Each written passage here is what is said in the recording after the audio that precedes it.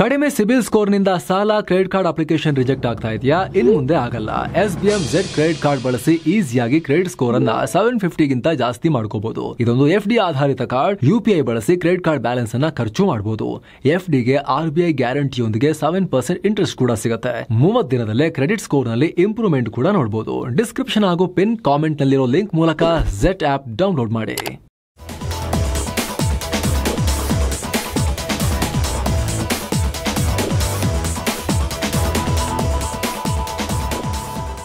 Hi friends, ಇದು ಮಸ್ತ್ಮಗ.com ನ international bulletin ಸುತ್ತು ಜಗತ್ತು. ನಾನು ಅಮರ್ ಪ್ರಸಾದ್. ಅಹಮದಾಬಾದ್ ಏರ್ ಇಂಡಿಯಾ ವಿಮಾನ ಅಪಘಾತ ಪ್ರಕರಣ ಇನ್ನೂ ನೆನಪಲ್ಲ ಹಾಗೆ ಇರೋ ಟೈಮ್ನಲ್ಲೇ ದೇಶದಲ್ಲಿ ಮತ್ತೊಂದು ದೊಡ್ಡ ವಾಯು ದುರಂತ ಆಗಿದೆ. ರಾಜಸ್ಥಾನದ ಚೂರು ಜಿಲ್ಲೆಯಲ್ಲಿ ಭಾರತೀಯ ವಾಯುಪಡೆಗೆ ಸೇರಿದ ಜಾಗ್ವಾರ್ ಫೈಟರ್ ಜೆಟ್ ಕ್ರ್ಯಾಶ್ ಆಗಿದೆ. ಫೈಟರ್ ಜೆಟ್ ಪೈಲಟ್ ಸಮೇತ ಕ್ರ್ಯಾಶ್ ಆಗಿದೆ. ಇಲ್ಲಿನ ಭನುಡಾ ಅನ್ನೋ ಗ್ರಾಮದ ಕೃಷಿ ಭೂಮಿ ಮೇಲೆ ಬಂದು ಬಿದ್ದು ದುರಂತ ಉಂಟಾಗಿದೆ. ಫೈಟರ್ ಜೆಟ್ ಅವಶೇಷಗಳ ಅಡಿ ಪೈಲಟ್ ದೇಹ ಪತ್ತೆಯಾಗಿದೆ. ದುರಂತದ ದೃಶ್ಯಗಳನ್ನು ನೋಡ್ತಾ ಇದ್ರೆ ಅವರು ಬದುಕುಳಿದಿರೋ ಸಾಧ್ಯತೆ ತುಂಬಾ ಕಮ್ಮಿ. ರಾಜಸ್ಥಾನದ ಸೂರತ್ಗಢ್ ಏರ್ಬೇಸ್ನಿಂದ ಈ ಫೈಟರ್ ಜೆಟ್ ಟೇಕ್ ಆಫ್ ಆಗಿತ್ತು ಅನ್ನೋ ಮಾಹಿತಿ ಇದೆ. ಇದೀಗ ಪೊಲೀಸ್ ಅಧಿಕಾರಿಗಳು ಮತ್ತು ವಾಯುಪಡೆ ಅಧಿಕಾರಿಗಳು ಘಟನಾ ಸ್ಥಳಕ್ಕೆ ಧಾವಿಸಿ ಚೆಕ್ ಮಾಡ್ತಿದ್ದಾರೆ. ಘಟನೆ ಬಗ್ಗೆ ಮಾತನಾಡಿರೋ ಸ್ಥಳೀಯರು, ದೊಡ್ಡ ಸೌಂಡ್ ಕೇಳಿಬಂತು, ಕೂಡಲೇ ಓಡ್ಬಂದು ನೋಡಿದ್ವಿ, ಗದ್ದೆ ಮೇಲೆ ಏರ್ಕ್ರಾಫ್ಟ್ ಪತನ ಆಗಿತ್ತು. ಸದ್ಯ ಇಷ್ಟು ಮಾಹಿತಿ ಇದೆ, ಇದಕ್ಕೆ ಏನು ಕಾರಣ, ಏನು ಏರ್ಕ್ರಾಫ್ಟ್ ಒಳಗೆ ಎಷ್ಟು ಸಿಬ್ಬಂದಿ ಇದ್ರು ಅನ್ನೋದ್ರ ಬಗ್ಗೆ ಎಲ್ಲ ಚೆಕ್ ಮಾಡ್ತಿದ್ದಾರೆ ಅಂತ ಹೇಳಿದ್ದಾರೆ. ಅಧಿಕಾರಿಗಳು ಕೂಡ ತನಿಖೆ ನಡೆಸ್ತಾ ಇದ್ದಾರೆ. ಹೇಗಾಯಿತು ಅಪಘಾತ ಅನ್ನೋದು ಸಂಬಂಧಪಟ್ಟಂತೆ, ಯಾಕೆ ಅಟ್ಲೀಸ್ಟ್ ಎಜೆಕ್ಟ್ ಮಾಡಿ ಹೊರಗೆ ಹಾರಲಿಕ್ಕೂ ಆಗಲಿಲ್ವಾ, ಹಾಗಾದರೆ ಅಷ್ಟು ಟೈಮ್ ಇರಲಿಲ್ವಾ ಅನ್ನೋ ಬಗ್ಗೆ ಈಗ ಆತಂಕ ವ್ಯಕ್ತಪಡಿಸಲಾಗ್ತಾ ಇದೆ. ಪಾಕ್, ಬಾಂಗ್ಲಾ, ಚೀನಾ ಈ ದುಷ್ಟ ತ್ರಿಕೂಟದ ವಿರುದ್ಧ ಭಾರತ ಈಗ ಅಲರ್ಟ್ ಆಗ್ತಾ ಇದೆ. ಈ ದುಷ್ಟ ಗುಂಪಿನ ವಿರುದ್ಧ ಈಗ ಖುದ್ದು ಭಾರತದ ಸಶಸ್ತ್ರ ಪಡೆಯ head, chief of defence staff general Anil Chauhan ಎಚ್ಚರಿಕೆ ಕೊಟ್ಟಿದ್ದಾರೆ. ನೆರೆಯ ರಾಷ್ಟ್ರಗಳು ಒಬ್ರಿಗೊಬ್ರು ಕ್ಲೋಸ್ ಆಗ್ತಿರೋ ಕುರಿತು ದೊಡ್ಡ ಎಚ್ಚರಿಕೆ ಕೊಟ್ಟಿದ್ದಾರೆ. ಜಿಯೋ ಪೊಲಿಟಿಕಲ್ ಆರ್ಡರ್ ಬದಲಾಗ್ತಾ ಇದೆ. ಭಾರತವನ್ನ ದಿಗ್ಬಂಧಿಸೋಕೆ ನೆರೆಯ ರಾಷ್ಟ್ರಗಳಾದ ಚೀನಾ, ಪಾಕಿಸ್ತಾನ ಮತ್ತು ಬಾಂಗ್ಲಾ ಹಿಂದೆಂದಿಗಿಂತ ಕ್ಲೋಸ್ ಆಗ್ತಿವೆ, ಕುತಂತ್ರ ಹೆಣಿತಾ ಇವೆ. ಇದರಿಂದ ಭಾರತದ ಭದ್ರತೆಗೆ ದೊಡ್ಡ ಗಂಡಾಂತರ ಇದೆ ಅನ್ನೋ ಓಪನ್ ಸ್ಟೇಟ್ಮೆಂಟ್ ಕೊಟ್ಟಿದ್ದಾರೆ. ಮುಂಚೆ ಎಲ್ಲ ಭಾರತ ಇದ್ರ ಬಗ್ಗೆ ಚರ್ಚೆ ಆದರೂ ಕೂಡ ಅಫಿಷಿಯಲ್ ಲೆವೆಲ್ನಲ್ಲಿ ಸ್ವಲ್ಪ ಸೈಲೆಂಟ್ ಆಗಿರ್ತಿತ್ತು, ಏನು ಹೇಳ್ತಾ ಇರಲಿಲ್ಲ.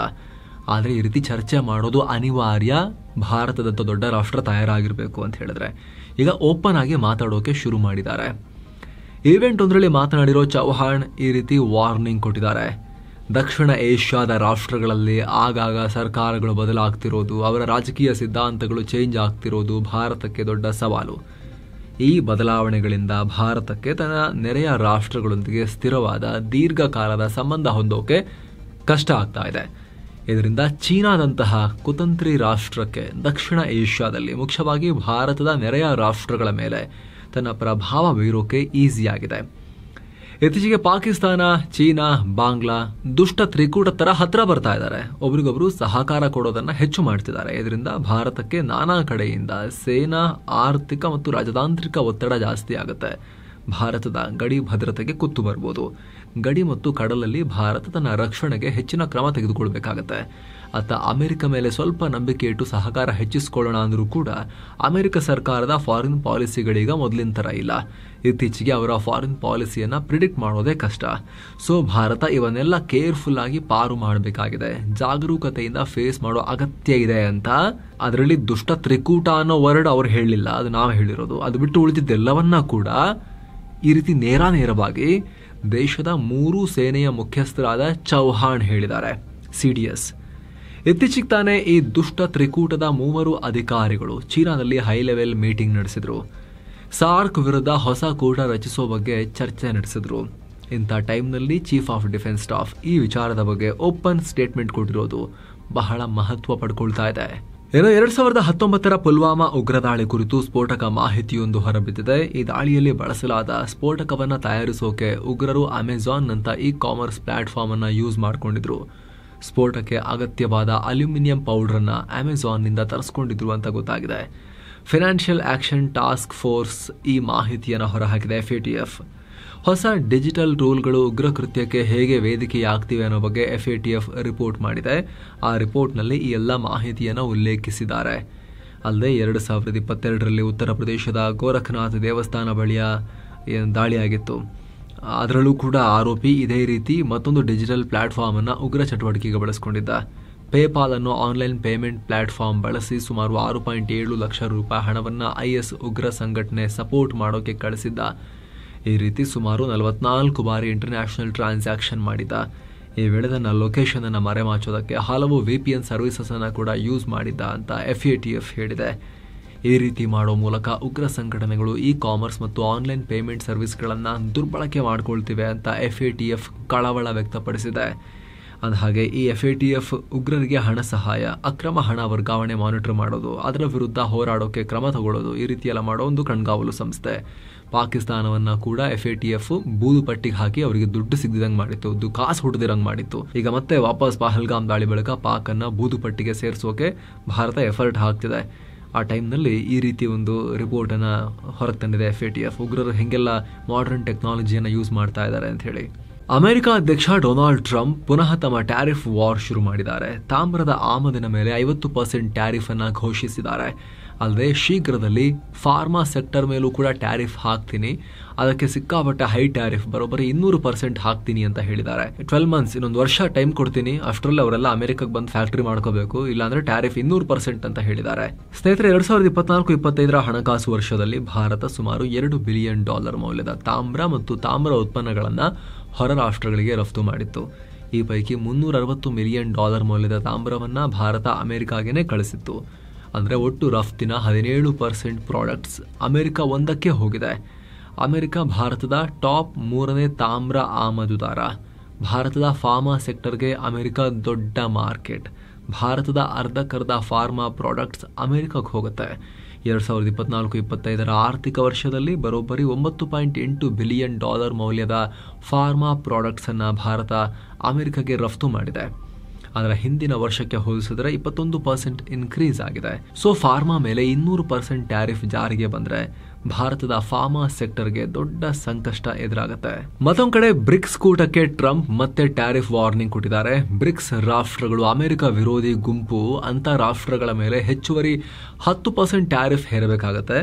ಆದಷ್ಟು ಬೇಗ ಹೇರ್ತೀವಿ, ಯಾಕಂದ್ರೆ ಅಮೆರಿಕಾಗೆ ತೊಂದರೆ ಕೊಡೋಕೆ ಅಂತ ನಮ್ಮ ಡಾಲರ್ ದುರ್ಬಲಗೊಳಿಸೋಕಂತ ಬ್ರಿಕ್ಸ್ ಕೂಟವನ್ನ ಮಾಡ್ಕೊಂಡಿದ್ದಾರೆ. ಆದರೆ ಒಂದು ಮಾತು ನೆನಪಿಟ್ಕೊಳ್ಳಿ, ಡಾಲರ್ ಯಾವತ್ತಿದ್ರೂ ರಾಜಾನೇ, ಕಿಂಗೆ. ಎಷ್ಟಾದ್ರೂ ನಮಗೆ ಸವಾಲು ಹಾಕಬೇಕಾದ್ರೆ ಹಾಕಿ, ಅಂತವ್ರು ಮಾತ್ರ ಭಾರಿ ಬೆಲೆ ತೆರಬೇಕಾಗತ್ತೆ, ಆ ರೀತಿ ಮಾಡ್ತೀನಿ ಅಂತ ಎಚ್ಚರಿಕೆ ಕೊಟ್ಟಿದ್ದಾರೆ. ಬ್ರಿಕ್ಸ್ನಲ್ಲಿ ಇರೋರಿಗೆ 10% ಎಕ್ಸ್ಟ್ರಾ ಟ್ಯಾರಿಫ್ ಅಂತ. ಸೊ ಈಗ ಭಾರತವು ಬ್ರಿಕ್ಸ್ನಲ್ಲಿ ಇದೆ, 10% ಎಕ್ಸ್ಟ್ರಾ ಟ್ಯಾರಿಫ್ ಭಾರತಕ್ಕೂ ಬೀಳುತ್ತಾ ಅನ್ನೋ ಆತಂಕ ಈಗ ಮನೆ ಮಾಡ್ತಾ ಇದೆ. ಇನ್ನು ಮಂಗಳವಾರವಷ್ಟೇ ಟ್ರಂಪ್ ವ್ಯಾಪಾರ ಒಪ್ಪಂದಕ್ಕೆ ಮುಂದಾಗದ ಒಟ್ಟು 14 ರಾಷ್ಟ್ರಗಳ ಮೇಲೆ ಟ್ಯಾರಿಫ್ 2.0 ಘೋಷಿಸಿದ್ರಲ್ಲ, 2ನೇ ಹಂತದ ಟ್ಯಾರಿಫ್ ಅನ್ನು ಅನೌನ್ಸ್ ಮಾಡಿದ್ರಲ್ಲ, ಇದೀಗ ಹೆಚ್ಚುವರಿ 7 ರಾಷ್ಟ್ರಗಳ ಮೇಲೂ ಕೂಡ ಮತ್ತೆ ಹೊಸ ಟ್ಯಾರಿಫ್ ರೇಟ್ ಅನ್ನ ಘೋಷಿಸಿ ಲೆಟರ್ ಕಳಿಸ್ತೀನಿ ಅಂತ ಟ್ರಂಪ್ ಹೇಳಿದ್ದಾರೆ. ಅಮೆರಿಕ ಅಧ್ಯಕ್ಷ ಡೊನಾಲ್ಡ್ ಟ್ರಂಪ್ ನಂತರ ಅಮೆರಿಕದ ವಿದೇಶಾಂಗ ಕಾರ್ಯದರ್ಶಿ ಮಾರ್ಕೋ ರೂಬಿಯೋ ಕೂಡ ಭಾರತ ಪಾಕಿಸ್ತಾನ ಯುದ್ಧ ನಿಲ್ಲಿಸಿದ್ದು ಅಧ್ಯಕ್ಷ ಟ್ರಂಪೇ ಅಂತ ಹೇಳಿದ್ದಾರೆ. ಟ್ರಂಪ್ ಲೀಡರ್ಶಿಪ್ನಲ್ಲಿ ಭಾರತ ಪಾಕ್ ಯುದ್ಧ ನಿಲ್ತು ಅಂತ ಹೇಳಿದ್ದಾರೆ. ಅಲ್ಲದೆ ಕಾಂಗೋ ಮತ್ತು ರುವಾಂಡಾ ಮಧ್ಯೆ ಕೂಡ ಟ್ರಂಪ್ ಶಾಂತಿ ಒಪ್ಪಂದ ಮಾಡಿಸಿದ್ದಾರೆ. ಶೀಘ್ರದಲ್ಲಿ ಅರ್ಮೇನಿಯಾ ಮತ್ತು ಅಜರ್ಬೈಜಾನ್ ಮಧ್ಯೆ ಕೂಡ ಶಾಂತಿ ಒಪ್ಪಂದ ಮಾಡಿಸ್ತಾರೆ ಅಂತ ರೂಬಿಯೋ ಹೇಳಿದ್ದಾರೆ. ಇವರು ಪಾಕಿಸ್ತಾನಕ್ಕೆ ತೆಪ್ಪಗಿರಕ್ಕೆ ಹೇಳಿರಬಹುದು, ಪಾಕಿಸ್ತಾನವನ್ನ ತೆಪ್ಪಗಾಗಿಸಿದ್ ನಾವೇ ಅಂತ ಇವರು ಕ್ಲೇಮ್ ಮಾಡ್ಕೊಳ್ಳಿ, ಪರವಾಗಿಲ್ಲ. ಇಬ್ರಿಗೂ ನಾವು ಹೇಳಿ ಸುಮ್ಮನಾಗ್ಸಿದ್ವಿ ಅಂತ ಹೇಳಿದ್ರೆ ಟೆಕ್ನಿಕಲಿ ತಪ್ಪಾಗುತ್ತೆ. ಯಾಕಂತ ಹೇಳಿದ್ರೆ ಭಾರತ ಕ್ಲಿಯರ್ ಕಟ್ ಆಗಿ ಸ್ಪಷ್ಟ ಶಬ್ದಗಳಲ್ಲಿ ನಿರಾಕರಿಸಿದೆ. ನಮಗೆ ಗೊತ್ತಿಲ್ಲ, ಅವ್ರ ಹತ್ರ ಮಾತಾಡಿರ್ಬೋದು ಪಾಕಿಸ್ತಾನದವ್ರ ಹತ್ರ. ನಮ್ಮ ಹತ್ರ ಮಾತಾಡಿರೋದು ಪಾಕಿಸ್ತಾನದ DGM ಕಾಲ್ ಮಾಡಿ ಕೇಳಿಕೊಂಡ್ರು, ಅದಕ್ಕೆ ನಾವು ಒಪ್ಪಿಗೆ ಕೊಟ್ವಿ. ನಮ್ಮ ಉದ್ದೇಶ ಯುದ್ಧ ಮಾಡದೇ ಆಗಿರಲಿಲ್ವಲ್ಲ, ಫಸ್ಟ್ ಆಫ್ ಆಲ್ ಉಗ್ರ ನೆಲೆಗಳನ್ನು ಹೊಡೆಯೋದಾಗಿತ್ತು. ಆವಾಗಲೂ ಕೂಡ ನಾವು ಹೇಳಿದ್ವಿ ನಮಗೆ ಬೇರೆ ಉದ್ದೇಶ ಇಲ್ಲ, ಇಷ್ಟು ಮಾತ್ರ ಅಂತ. ಕಾಲ್ ಕಿರ್ಕೊಂಡ್ಬಂದ್ರು, ಅದಕ್ಕೆ ನಾವು ವಾಪಸ್ ತಿರುಗೇಟ್ ಕೊಡ್ತಾನೇ ಇದ್ವಿ. ಸುಮ್ಮನಾದ್ರೆ ನಾವು ಸುಮ್ಮನೆ ಆಗ್ತೀವಿ ಅಂತ ನಾವೇ ಮುಂಚೆ ಹೇಳಿದ್ವಿ. ಅವ್ರು ಕಾಲ್ ಮಾಡಿ ಸುಮ್ಮನೆ ಇರ್ತೀವಿ ಅಂತ ಹೇಳಿದ್ರು, ಆಯಿತು ಅಂತ ಹೇಳಿದ್ವಿ. ಬೇರೆ ಯಾರದ್ದು ಪಾತ್ರ ಇಲ್ಲ ಅಂತ ಭಾರತ ರಿಪೀಟೆಡ್ಲಿ ಹೇಳಿದೆ, ಕ್ಲಿಯರ್ ಶಬ್ದಗಳಲ್ಲಿ ಹೇಳಿದೆ. ಹಾಗಿದ್ರೂ ಕೂಡ ಅಮೆರಿಕ ಮತ್ತೆ ಟ್ರಂಪ್ಗೆ ಕ್ರೆಡಿಟ್ ಕೊಡೋಕೆ ಅವರು ಪ್ರಯತ್ನ ಪಡ್ತಿದ್ದಾರೆ ತಗೊಳಕ್ಕೆ. ಅವರ ಈ ಮಂತ್ರಿ ಮಾಗದರು ಕೂಡ ಪ್ರಯತ್ನ ಪಡ್ತಾ ಇದ್ದಾರೆ ಅವರಿಗೆ ಕ್ರೆಡಿಟ್ ಕೊಡೋಕೆ. 5 ರಾಷ್ಟ್ರಗಳ ಪ್ರವಾಸದಲ್ಲಿ PM ನರೇಂದ್ರ ಮೋದಿ ಈಗ ಬ್ರೆಜಿಲ್ನಲ್ಲಿ 17ನೇ ಬ್ರಿಕ್ಸ್ ಸಮಿಟ್ ನಲ್ಲಿ ಪಾಲ್ಗೊಂಡ್ರು. ಇದೇ ವೇಳೆ ಮೋದಿಗೆ ಬ್ರೆಜಿಲ್ನ ಅತ್ಯುನ್ನತ ನಾಗರಿಕ ಪ್ರಶಸ್ತಿ the grand collar of the national order of the southern cross ಕೊಟ್ಟು ಗೌರವಿಸಲಾಗಿದೆ. ಬ್ರೆಜಿಲ್ ಅಧ್ಯಕ್ಷ ಲುಲಾ ಡಾ ಸಿಲ್ವಾ PM ನರೇಂದ್ರ ಮೋದಿ ಅವರಿಗೆ ಈ ಗೌರವ ನೀಡಿದ್ದಾರೆ. ಈ ಮೂಲಕ ಪ್ರಧಾನಿ ಮೋದಿಯವರ ಪದಕ ಸಂಗ್ರಹಕ್ಕೆ 26ನೇ ರಾಷ್ಟ್ರದ ಮೆಡಲ್ ಬಂದು ಈಗ ಸೇರಿದಂತಾಗಿದೆ. ದ್ವಿಪಕ್ಷೀಯ ಸಂಬಂಧ ಬಲಪಡಿಸೋಕೆ ಮತ್ತು ಜಾಗತಿಕ ವೇದಿಕೆಗಳಲ್ಲಿ ಭಾರತ ಬ್ರೆಜಿಲ್ ಸಹಕಾರ ಹೆಚ್ಚಿಸೋಕೆ ಮೋದಿ ಕೊಡುಗೆಗಳನ್ನು ಗುರುತಿಸಿ ಗೌರವ ಕೊಡಲಾಗಿದೆ ಅಂತ ಬ್ರೆಜಿಲ್ ಹೇಳಿದೆ. ಈ ಟೈಮ್ನಲ್ಲಿ ಮಾತನಾಡಿರೋ ಮೋದಿ, ಈ ಪ್ರಶಸ್ತಿ ನನಗಲ್ಲ, 140 ಕೋಟಿ ಭಾರತೀಯರಿಗೆ ಸಂದ ಗೌರವ ಅಂತ ಮತ್ತೆ ಈ ಹಿಂದೆ 26 ಸಲ ಏನು ಹೇಳಿದ್ರು ಮತ್ತೆ ಅದನ್ನೇ ರಿಪೀಟ್ ಮಾಡಿದ್ದಾರೆ. ಈ ಭೇಟಿಯಲ್ಲಿ ಮೋದಿ ಮತ್ತು ಬ್ರೆಜಿಲ್ ಅಧ್ಯಕ್ಷ ಲುಲಾ ಡ ಸಿಲ್ವಾ ದ್ವಿಪಕ್ಷೀಯ ಸೇರಿದ ಹಾಗೆ ನಿಯೋಗ ಮಟ್ಟದ ಮಾತುಕತೆ ನಡೆಸಿದರು. ಈ ವೇಳೆ ಉಭಯ ರಾಷ್ಟ್ರಗಳ ನಡುವೆ ನವೀಕರಿಸಬಹುದಾದ ಇಂಧನ, ರಕ್ಷಣಾ ಸಹಕಾರ, ಕೃಷಿ, ಡಿಜಿಟಲ್ ಸೊಲ್ಯೂಷನ್ಸ್, ಮಾಹಿತಿ ವಿನಿಮಯ ಸೇರಿದ ಹಾಗೆ 6 ಒಪ್ಪಂದಗಳಿಗೆ ಸೈನ್ ಹಾಕಿದ್ದಾರೆ. ಜಾಗತಿಕ ಭಯೋತ್ಪಾದನೆಯನ್ನು ಖಂಡಿಸೋದು ಹಾಗೂ ಅಪರಾಧಗಳನ್ನು ಫೇಸ್ ಮಾಡೋದು, ಇಂಥದಕ್ಕೆ 2 ರಾಷ್ಟ್ರಗಳು ಒಟ್ಟಾಗಿ ಕೆಲಸ ಮಾಡೋಣ ಅಂತ ಹೇಳಿದ್ದಾರೆ. ಇನ್ನು ಮುಂದಿನ 5 ವರ್ಷಗಳಲ್ಲಿ ಉಭಯ ರಾಷ್ಟ್ರಗಳ ವ್ಯಾಪಾರವನ್ನು $20 ಬಿಲಿಯನ್ ಕೊಂಡೊಯ್ಯೋಕೆ ಇಬ್ಬರು ನಾಯಕರು ಒಪ್ಪಿಗೆ ಸೂಚಿಸಿದ್ದಾರೆ. ಅಲ್ಲದೆ ರಕ್ಷಣಾ ಕ್ಷೇತ್ರದಲ್ಲಿನ ಸಹಕಾರ ಹೆಚ್ಚಿಸೋಕೂ ಒಪ್ಪಿಕೊಂಡಿದ್ದಾರೆ. ಆದರೂ ಕೂಡ ಭಾರತದ ಆಕಾಶ್ ಏರ್ ಡಿಫೆನ್ಸ್ ಸಿಸ್ಟಮ್ ಅನ್ನು ಖರೀದಿ ಮಾಡೋ ಮಾತುಕತೆಯನ್ನು ಬ್ರೆಜಿಲ್ ಸ್ಥಗಿತಗೊಳಿಸೋಕೆ ನಿರ್ಧಾರ ಮಾಡಿದೆ. ಇದಕ್ಕೆ ಪ್ರತಿಯಾಗಿ ಇಟಲಿಯ enhanced modular air defence solutions EMADS ಖರೀದಿಗೆ ಬ್ರೆಜಿಲ್ ಫೋಕಸ್ ಮಾಡ್ತಾ ಇದೆ ಅಂತ ಗೊತ್ತಾಗಿದೆ. ಆದರೆ ಡಿಫೆನ್ಸ್ ಕೋಆಪರೇಷನ್ ಓವರ್ ಆಲ್ ಭಾರತದೊಂದಿಗೆ ಚೆನ್ನಾಗಿ ಮಾಡೋಣ ಅನ್ನೋದನ್ನು ಲುಲಾ ಡಾ ಸಿಲ್ವಾ ಒಪ್ಕೊಂಡಿದ್ದಾರೆ ಅನ್ನೋದು ಕೂಡ ಮಾಹಿತಿ ಬಂತು. ಇನ್ನು ಈ ಬ್ರೆಜಿಲ್ ಪ್ರವಾಸ ಮುಗಿಸಿದ PM ಮೋದಿ ನೇರವಾಗಿ 2 ದಿನಗಳ ಪ್ರವಾಸಕ್ಕೆ ನಮೀಬಿಯಾಗೆ ಬಂದಿಳಿದಿದ್ದಾರೆ. ಅಲ್ಲಿನ ಏರ್ಪೋರ್ಟ್ಗೆ ಬಂದಿಳಿತಿದ್ದ ಹಾಗೆ PM ಮೋದಿ ಅವರಿಗೆ ಸಾಂಪ್ರದಾಯಿಕ ನೃತ್ಯದ ಮೂಲಕ ಸ್ವಾಗತ ಕೋರಲಾಗಿದೆ. ಅಲ್ಲಿನ ಅನಿವಾಸಿ ಭಾರತೀಯರು ಮೋದಿಯನ್ನ ವೆಲ್ಕಮ್ ಮಾಡಿಕೊಂಡಿದ್ದಾರೆ.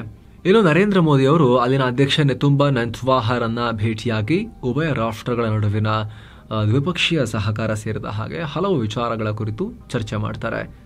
ಇನ್ನು ಇಸ್ರೇಲ್ ಗಾಜಾ ಸಂಘರ್ಷ ತೀವ್ರ ಸ್ವರೂಪ ಪಡ್ಕೊಳ್ತಿರೋ ಹೊತ್ತಲ್ಲಿ ಇಸ್ರೇಲ್ ಲೆಬನಾನ್ ಮೇಲೆ ದಾಳಿ ಮಾಡಿದೆ. ಲೆಬನಾನ್ನಲ್ಲಿ ಹಮಸ್ನ ಸೀನಿಯರ್ ಕಮಾಂಡರ್ ಮೆಹರಾನ್ ಮುಸ್ತಫಾ ಬಜೌರ್ನ ಇಸ್ರೇಲ್ ಹೊಡೆದು ಹಾಕಿದೆ. ಗುಪ್ತಚರ ಮಾಹಿತಿ ಆಧಾರದ ಮೇಲೆ ಕಾರ್ಯಾಚರಣೆ ಮಾಡಿದ್ದೀವಿ ಅಂತ ಇಸ್ರೇಲ್ ಹೇಳಿದೆ. ಈತ ಇಸ್ರೇಲ್ ನಗರಗಳ ಮೇಲೆ ರಾಕೆಟ್ ದಾಳಿ ನಡೆಸ್ತಾ ಇದ್ದ. ಲೆಬನಾನ್ನ ಹಮಸ್ ಕಾರ್ಯಾಚರಣೆಯಲ್ಲಿ ಪ್ರಮುಖ ಮುಂದಾಳತ್ವ ವಹಿಸಿದ್ದ ಈತನನ್ನೀಗ ಹೊಡೆದು ಹಾಕಿದ್ದೀವಿ ಅಂತೇನೆ ಹೇಳಿದೆ. ಇತ್ತ ಗಾಜಾದಲ್ಲಿ ಇಸ್ರೇಲ್ ಎಂದಿನಂತೆ ದಾಳಿಯನ್ನು ಕಂಟಿನ್ಯೂ ಮಾಡಿದೆ. ಇಸ್ರೇಲ್ನ ಹೊಸ ದಾಳಿಗೆ ಕನಿಷ್ಠ 92 ಜನ ಪ್ರಾಣ ಕಳ್ಕೊಂಡಿದ್ದಾರೆ, ಹಲವರು ಗಾಯಗೊಂಡಿದ್ದಾರೆ. ಇನ್ನು ಗಾಜಾದಲ್ಲಿ ಹಮಸ್ ಇಸ್ರೇಲ್ ಸೇನೆಯನ್ನು ಗುರಿಯಾಗಿಸಿ ದಾಳಿ ಮಾಡಿದೆ. ಇದರಲ್ಲಿ ಕನಿಷ್ಠ 5 ಇಸ್ರೇಲಿ ಸೈನಿಕರು ಮೃತಪಟ್ಟಿದ್ದಾರೆ. ಇತ್ತ ಇಸ್ರೇಲ್ ರಕ್ಷಣಾ ಸಚಿವ ಇಸ್ರೇಲ್ ಕಾಟ್ಸ್ ದಕ್ಷಿಣ ಗಾಜಾದ ರಫಾದಲ್ಲಿ ಹ್ಯುಮ್ಯಾನಿಟೇರಿಯನ್ ಸಿಟಿ ಮಾನವೀಯ ನಗರ ನಿರ್ಮಿಸೋ ಯೋಜನೆ ರೂಪಿಸೋಕೆ ಇಸ್ರೇಲ್ ಸೇನೆಗೆ ಆದೇಶ ಕೊಟ್ಟಿದ್ದಾರೆ. ಈ ನಗರದಲ್ಲಿ ಇಡೀ ಪ್ಯಾಲೆಸ್ತೇನಿಯರಿಗೆ ಆಶ್ರಯ ಕೊಡೋಕೆ ಪ್ಲಾನ್ ಹಾಕಲಾಗಿದೆ. ಇದು ಮುಂದೆ 20 ಲಕ್ಷ ಗಾಜಾ ಜನರಿಗೆ ಆಶ್ರಯ ಆಗಬಹುದು. ಒಮ್ಮೆ ಈ ಹ್ಯುಮ್ಯಾನಿಟೇರಿಯನ್ ಸಿಟಿಯಲ್ಲಿ ಆಶ್ರಯ ಪಡೆದವರಿಗೆ ಹೊರ ಹೋಗೋಕೆ ಬಿಡಲ್ಲ ಅಂತ ಕೂಡ ಕಾಟ್ಸ್ ಹೇಳಿದ್ದಾರೆ. ಏನು ಲೆಕ್ಕಾಚಾರ ಅಂತ ನೋಡಬೇಕಿದ್ರದು. ನಿರಂತರ 12 ದಿನಗಳ ಇಸ್ರೇಲ್ ಜೊತೆಗಿನ ಸಂಘರ್ಷದಲ್ಲಿ ಪ್ರಾಣ ಕಳ್ಕೊಂಡವರ ಬಗ್ಗೆ ಇರಾನ್ ಅಧಿಕೃತವಾಗಿ ಮಾಹಿತಿ ಕೊಟ್ಟಿದೆ. ಸುಮಾರು 1060 ಜನ ಮೃತಪಟ್ಟಿದ್ದಾರೆ ಅಂತ ಇರಾನ್ ಸರ್ಕಾರದ foundation of martyrs and veterans affairs ಮುಖ್ಯಸ್ಥ ಸೈಯದ್ ಒಹಾದಿ ಹೇಳಿದ್ದಾರೆ. ಇನ್ನು ಕೆಲವರು ಗಂಭೀರವಾಗಿ ಗಾಯಗೊಂಡಿರುವುದರಿಂದ ಈ ಸಾವಿನ ಸಂಖ್ಯೆ 1100ಕ್ಕೆ ತಲುಪಬಹುದು ಅಂತ ಕೂಡ ಹೇಳಿದ್ದಾರೆ. ಮತ್ತೊಂದು ಕಡೆ ಇರಾನ್ ವಿದೇಶಾಂಗ ಮಂತ್ರಿ ಅಬ್ಬಾಸ್ ಅರಾಕ್ಚಿ ಇರಾನ್ ಮತ್ತು ಅಮೆರಿಕ ನಡುವಿನ ಪರಮಾಣು ಒಪ್ಪಂದದ ಕುರಿತು ಬಿಗ್ ಸ್ಟೇಟ್ಮೆಂಟ್ ಕೊಟ್ಟಿದ್ದಾರೆ. ನಾವು ಮಾತುಕತೆಗೆ ತುಂಬಾ ಹತ್ತಿರದಲ್ಲಿದ್ವಿ. ಇಸ್ರೇಲ್ ನಮ್ಮ ಮೇಲೆ ದಾಳಿ ಮಾಡಿ ಮಾತುಕತೆಯ ಹಳಿಯನ್ನೇ ತಪ್ಪಿಸ್ತು. ಈಗಲೂ ಕೂಡ ಪರಮಾಣು ಒಪ್ಪಂದದ ಮಾತುಕತೆಗೆ ಇರಾನ್ ಮುಕ್ತವಾಗಿದೆ ಅನ್ನೋ ಹೇಳಿಕೆಯನ್ನು ಕೊಟ್ಟಿದ್ದಾರೆ. ವಿಶ್ವಕ್ಕೆ ಉಗ್ರಗಾಮಿಗಳನ್ನ ರಫ್ತು ಮಾಡೋ ಉಗ್ರ ಎಕ್ಸ್ಪೋರ್ಟರ್ ಪಾಕಿಸ್ತಾನ ವಿಶ್ವಸಂಸ್ಥೆಯಲ್ಲಿ ಅಫ್ಘಾನಿಸ್ತಾನದ ಕುರಿತು ಚಾಡಿ ಹೇಳಿದೆ. ಅಫ್ಘಾನಿಸ್ತಾನ ಉಗ್ರರನ್ನ ಹುಟ್ಟುಹಾಕೋ ಬ್ರೀಡಿಂಗ್ ಗ್ರೌಂಡ್ ಆಗೋದನ್ನ ತಡೀರಿ ಅಂತ ವಿಶ್ವಸಂಸ್ಥೆಗೆ ಪಾಕಿಸ್ತಾನ ಒತ್ತಾಯಿಸಿದೆ. ವಿಶ್ವಸಂಸ್ಥೆಗೆ ಪಾಕಿಸ್ತಾನದ ರಾಯಭಾರಿಯಾಗಿರೋ ಅಸೀಮ್ ಇಫ್ತಿಕಾರ್ ಅಹಮದ್ ಈ ರೀತಿ ಒತ್ತಾಯಿಸಿದ್ದಾರೆ.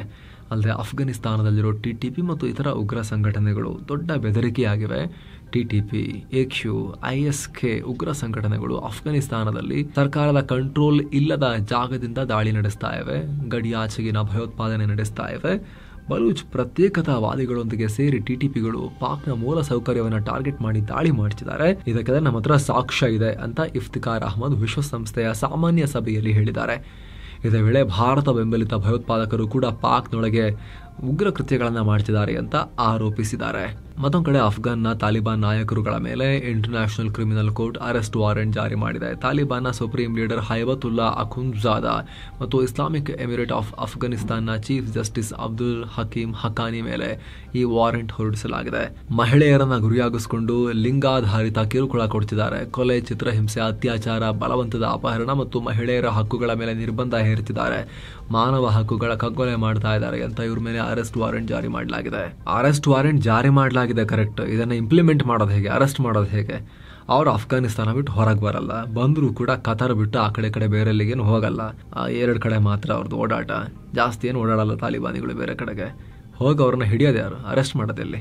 ಮತ್ತೊಂದು ಕಡೆ ಶೇಖ್ ಹಸೀನಾರನ್ನ ಕೆಳಗಿಳಿಸಿದ ಬಳಿಕ ಯೂನುಸ್ ಆಡಳಿತದ ಮತಾಂಧರ ಗುಂಪಿನ ಆಡಳಿತ ನಡೀತಾ ಇರುವ ಬಾಂಗ್ಲಾದೇಶದಲ್ಲಿ ಟರ್ಕಿ ತನ್ನ ಪ್ರಾಬಲ್ಯವನ್ನು ಹೆಚ್ಚಿಸಿಕೊಳ್ಳೋಕೆ ಶುರು ಮಾಡಿದೆ. ಇದೀಗ ಟರ್ಕಿಯ ಟಾಪ್ ಡಿಫೆನ್ಸ್ ಇಂಡಸ್ಟ್ರಿಯ ಅಧಿಕಾರಿ ಹಲುಕ್ ಗೋರ್ಗುನ್ ಬಾಂಗ್ಲಾಗೆ ಭೇಟಿ ಕೊಟ್ಟಿದ್ದಾರೆ. ಬಾಂಗ್ಲಾ ಸರ್ಕಾರದ ಮುಖ್ಯಸ್ಥ ಮಹಮ್ಮದ್ ಯೂನುಸ್ರನ್ನ ಭೇಟಿಯಾಗಿ ರಕ್ಷಣಾ ಸಹಕಾರವನ್ನ ವೃದ್ಧಿಸುವ ಕುರಿತು ಡಿಸ್ಕಸ್ ಮಾಡಿದ್ದಾರೆ. ಇದೇ ವೇಳೆ ಗೋರ್ಗುನ್ ಬಾಂಗ್ಲಾ ಸೇನೆಯ ಮುಖ್ಯಸ್ಥ ವಕರು ಜಮಾನ್ ರನ್ನ ಮೀಟ್ ಮಾಡಿದ್ದಾರೆ. ಟರ್ಕಿಯ ಸಹಕಾರದೊಂದಿಗೆ ಬಾಂಗ್ಲಾದಲ್ಲಿ ಶಸ್ತ್ರಾಸ್ತ್ರ ತಯಾರಿಕಾ ಕಾರ್ಖಾನೆ ನಿರ್ಮಿಸುವ ಕುರಿತು ಡಿಸ್ಕಸ್ ಮಾಡಿದ್ದಾರೆ. ಇದಕ್ಕೆ ವಕರು ಜಮಾನ್ ಕೂಡ ತಲೆ ಆಡಿಸಿ ಬಂದಿದ್ದಾರೆ. ಜೊತೆಗೆ ಈ ಗೋರ್ಗುನ್ ಬಾಂಗ್ಲಾ ನೌಕಾಪಡೆ ಮುಖ್ಯಸ್ಥ ಅಡ್ಮಿರಲ್ ಮೊಹಮ್ಮದ್ ನಜ್ಮುಲ್ ಹಸನ್ ಮತ್ತು ವಾಯುಪಡೆ ಮುಖ್ಯಸ್ಥ air chief marshal Hasan Mahmood Khan ರನ್ನ ಕೂಡ ಭೇಟಿಯಾಗಿ ಮಾತುಕತೆ ನಡೆಸಿದ್ದಾರೆ. ಬ್ರಿಟನ್ ಮಾಜಿ ಪ್ರಧಾನಿ ರಿಷಿ ಸುನಾಕ್ ಮತ್ತೆ ಖಾಸಗಿ ಕೆಲಸಕ್ಕೆ ಜಾಯಿನ್ ಆಗಿದ್ದಾರೆ. ಪ್ರೈಮ್ ಮಿನಿಸ್ಟರ್ ಆಗಿದ್ದಾಯ್ತು. ಪ್ರೈಮ್ ಮಿನಿಸ್ಟರ್ ಆದ್ಮೇಲೆ ಅಲ್ಲಿಂದ ಕೆಳಗಿಳಿದ ಮೇಲೆ ಬೇರೆ ಕಡೆ ಹೋಗಿ ಕ್ರಿಕೆಟ್ ಆಡಿದ್ದು ನೋಡಿದ್ದಾಯ್ತು. ಈಗ ಮತ್ತೆ ಕೆಲಸಕ್ಕೆ ಹೋಗೋಣ ಅಂತ ಮನಸ್ಸಾಗಿದೆ ಅವರಿಗೆ. ಅಮೆರಿಕದ ಪ್ರತಿಷ್ಠಿತ investment banking company Goldman sacs ನ ಹಿರಿಯ ಸಲಹೆಗಾರರಾಗಿ ನೇಮಕಗೊಂಡಿದ್ದಾರೆ. ಈ ಕುರಿತು ಗೋಲ್ಡ್ಮನ್ ಸ್ಯಾಕ್ಸ್ ನ ಸಿಇಒ ಡೇವಿಡ್ ಸೊಲೊಮನ್ ಕನ್ಫರ್ಮ್ ಮಾಡಿದ್ದಾರೆ. ನಮ್ಮ ಕಂಪನಿಯೊಂದಿಗೆ ರಿಷಿ ಸುನಾಕ್ ಭೌಗೋಳಿಕ ಮತ್ತು ಆರ್ಥಿಕ ಸಮಸ್ಯೆಗಳ ಬಗ್ಗೆ ಗ್ರಾಹಕರಿಗೆ ಸಲಹೆ ಕೊಡ್ತಾರೆ ಅಂತ ಹೇಳಿದ್ದಾರೆ. ಅಂದಹಾಗೆ ಈ ರಿಷಿ ಸುನಾಕ್ ಈ ಹಿಂದೆ ಕೂಡ ಇದೇ ಕಂಪನಿಯಲ್ಲಿ ಸಮ್ಮರ್ ಇಂಟರ್ನ್ ಮತ್ತು ಜೂನಿಯರ್ ಅನಾಲಿಸ್ಟ್ ಆಗಿ ಕೆಲಸ ಮಾಡಿರೋ ಎಕ್ಸ್ಪೀರಿಯನ್ಸ್ ಹೊಂದಿದ್ದಾರೆ. ಸದ್ಯ ಬ್ರಿಟನ್ ನ ರಿಚ್ಮಂಡ್ ಮತ್ತು ನಾರ್ತ್ ಲಾರ್ಟನ್ ಸಂಸದರಾಗಿರೋ ಸುನಾಕ್ ಮತ್ತೆ ಗೋಲ್ಡ್ಮನ್ ಸ್ಯಾಕ್ಸ್ ಕಂಪನಿಯಲ್ಲಿ ಕೆಲಸ ಗಿಟ್ಟಿಸಿಕೊಂಡಿದ್ದಾರೆ. ಇನ್ನು ಯಂಗ್ ಏಜ್ 45 ವರ್ಷ, ಅಷ್ಟರಲ್ಲೇ ಪ್ರೈಮ್ ಮಿನಿಸ್ಟರ್ ಕೂಡ ಆಗಿದ್ದಾಯ್ತು. ಜೊತೆಗೆ ಸಂಪನ್ಮೂಲ ಚೆನ್ನಾಗಿದೆ, ಸಿಕ್ಕಾಪಟ್ಟೆ ಮಾನವ ಸಂಪನ್ಮೂಲ, ಮಾವನ ಸಂಪನ್ಮೂಲ ಎಲ್ಲದೂ ಬಹಳ ಚೆನ್ನಾಗಿದೆ. ಏನು ಬೇಕಾದ್ರೂ ಮಾಡ್ಬೋದು, ಬಿಸ್ನೆಸ್ ಆದ್ರೂ ಮಾಡ್ಬೋದು, ಪಾಲಿಟಿಕ್ಸ್ ಆದ್ರೂ ಕಂಟಿನ್ಯೂ ಮಾಡ್ಬೋದು, ಅಥವಾ ಯಾವ್ದಾರು ಕಂಪನಿಗೂ ಸೇರ್ಕೋಬಹುದು. ಎಲ್ಲ ಆಪ್ಷನ್ ಓಪನ್ ಇದೆ ರಿಷಿ ಸುನಾಕ್ ಹತ್ರ. ಏನೋ ಭಾರಿ ಮಳೆಯಿಂದ ಚೀನಾ ಮತ್ತು ನೇಪಾಳ ನಡುವಿನ ಹಿಮಾಲಯನ್ ಕಣಿವೆಯಲ್ಲಿ ಹಠಾತ್ ಪ್ರವಾಹ ಉಂಟಾಗಿದೆ. ಪರಿಣಾಮ ಕನಿಷ್ಠ 8 ಜನ ಪ್ರಾಣ ಕಳ್ಕೊಂಡಿದ್ದು 20ಕ್ಕೂ ಅಧಿಕ ಜನ ನಾಪತ್ತೆಯಾಗಿದ್ದಾರೆ. ಉಭಯ ದೇಶಗಳ ನಡುವಿನ ಸಂಪರ್ಕ ಕಲ್ಪಿಸೋ ಬೋಟೋಕೋಶಿ ನದಿಯ ಸೇತುವೆ ಕೂಡ ಭಾರಿ ಮಳೆಗೆ ಕೊಚ್ಚಿ ಹೋಗಿದೆ.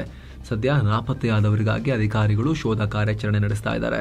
ಸೊ ಫ್ರೆಂಡ್ಸ್, ಇದಾಗಿತ್ತು ಇವತ್ತಿನ ಜಗತ್ತಿನ ಸುತ್ತಾಟ. ಮತ್ತೆ ಭೇಟಿ ಆಗ್ತಿರೋಣ ಸ್ನೇಹಿತರೆ. ನಮಸ್ತೆ.